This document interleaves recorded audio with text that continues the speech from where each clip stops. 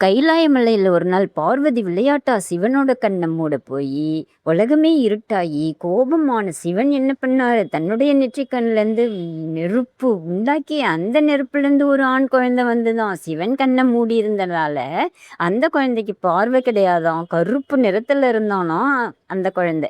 அவனுக்கு அந்தகன் அப்படின்னு பேர் வச்சு வளர்த்துட்டு இருந்தாளாம் பார்வதி. பூமியில இரண்யாக்ஷனுக்கு குழந்தை இல்லைன்னு சொல்லிட்டு சிவனை வேண்டும்போது, சிவன் என்ன பண்ணாராம், உனக்கு குழந்தை பாக்கியம் கிடையாது, அதனால நீ அந்தகனை வளர்த்துக்கோன்னு அவன்கிட்ட கொடுத்துட்டாராம்.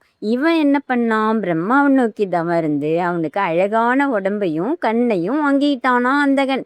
அப்போ நான் சாகாம் வரம் வேணும்னு கேட்கும்போது பிரம்மா சொன்னாராம், உன்னுடைய தாயை கண்டு நீ மயங்கும் போது உனக்கு சாவு நெருங்கும் அப்படின்னு சொல்லி வரம் கொடுத்துருவாராம்.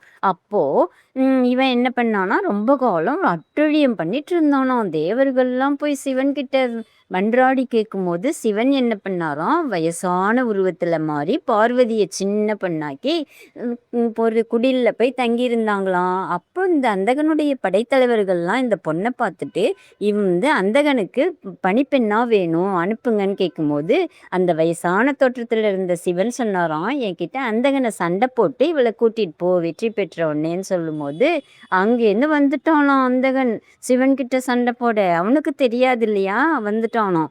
அப்போ சிவன் என்ன செஞ்சாராம், தன்னோட சூலாயுதத்தால் அசுரனுடைய அந்த அந்தகனுடைய நெஞ்சில தூக்கி நிறுத்திட்டாராம் வானத்துல. அப்படி நிறுத்தின உடனே 1000 வருஷம் அவன் சாகவே இல்லையா, அப்படியே உயிரோடவே இருந்தானாம்.